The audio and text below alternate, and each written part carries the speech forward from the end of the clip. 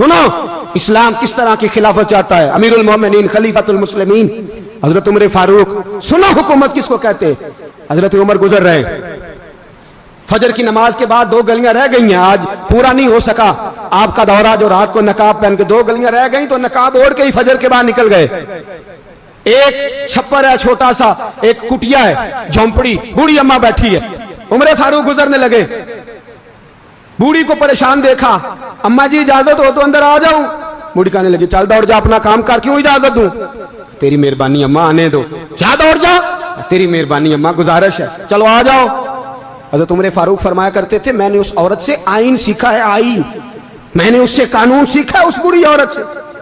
اندر آ گئے عمر فاروق, اماں کیا پریشانی ہے, کیا بات. اماں کہنے لگی خامد انتقال کر گیا, اولاد اللہ نے دی کوئی نہیں, میں غریب ہوں, 3 دن سے روٹی نہیں کھائی, 25 دینار کا قرضہ چڑھ گیا ہے, مجھے عمر فاروق سے بڑی شکایت ہے, اس نے میرا حال ہی نہیں پوچھا. حضرت عمر کہتے تھے مجھے اس نے دستور اور آئین سکھایا. کہنے لگے شکوہ ہے, عمر آیا ہی نہیں. حضرت عمر کہنے لگے اماں, عمر کو کیا پتا کہ تو اس حال میں ہے. اماں دستور بیان کرتی ہے, اماں جمہوریت کا اعلان کرتی ہے, کہتی ہے نہیں پتا عمر کو.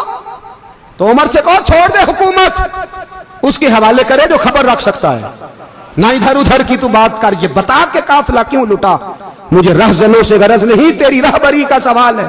عمر سے کہو چھوڑے حکومت, اس کو دے جو پتہ رکھ سکتا ہے.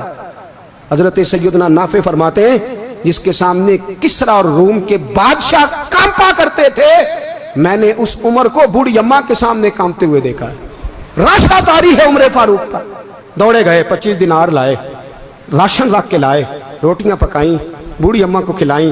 کہنے لگے اماں 25 دینار لے لے اور چل, غلطی ہو گئی, عمر کو معاف کر دے. اماں بول کے کہنے لگی میں نہیں معاف کرتی, میں تو پکا پھل لوں, بس گرنے والی ہوں, ایک دفعہ قبر میں جا لینے دے, میرے رسول آئیں گے تو میں عمر کی شکایت کروں.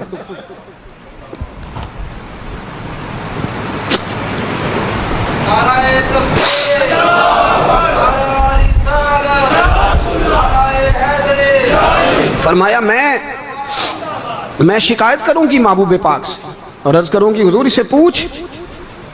اس کو نگران بنایا گیا, اس نے مجھ بیوہ اور لوارث کی خبر ہی نہیں لی. یہ ہے آئین اسلام, یہ ہے دستور مصطفیٰ کریم صلی اللہ علیہ وسلم.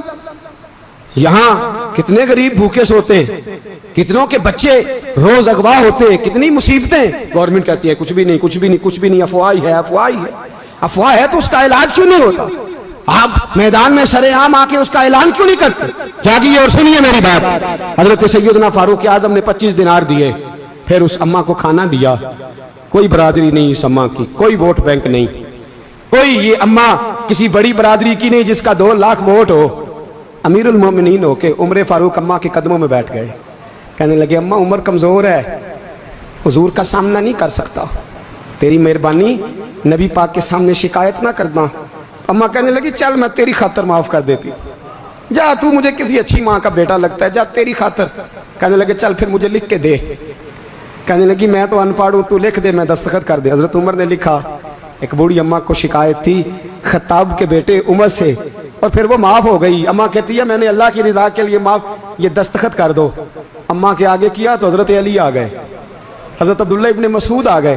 کہنے لگے عمر یہاں پھر رہے ہو, میں سارے مدینے میں ڈھونڈ رہا تھا. اماں اٹھ کے کھڑی ہو گئی, ہائے میں مر گئی, یہ عمر تھا, یہ میں نے کیا کیا. حضرت عمر کہنے لگے اماں نہ, اپنے وعدے پہ قائم رہ, تو نے جو کہا تھا اس پہ قائم رہ. ہمیں تو بتایا گیا تھا یہ والا نظام پاکستان میں آئے گا, یہ کہا تھا قائد اعظم نے, یہ رنگ ملے گا تمہیں. کہا ماں تو وعدے پہ قائم رہ, لکھ کے دے. لکھا, اماں نے سائن کیے. پھر حضرت علی سے کہنے لگے بطور گواہ آپ بھی سائن کر دو. پھر عبداللہ ابن مسعود سے کہنے لگے آپ بھی سائن کر دو. سائن ہو گئے تو جناب عمر نے رکا لپیٹا. حضرت علی کو کہنے لگے علی تو میرا دوست ہے, میری صبحوں اور شاموں سے واقف ہے, علی تو میرا رازدار ہے یار, مجھے یقین ہے کہ میں تجھ سے پہلے مر جاؤں گا. جب عمر کا انتقال ہو جائے تو یہ رکا میرے کفن میں رکھ دینا, یہ رکھنا میرے کفن میں. علی کہنے لگے پھر کیا ہوگا. اور میں جب نبی پاک میری قبر میں آ کے پوچھ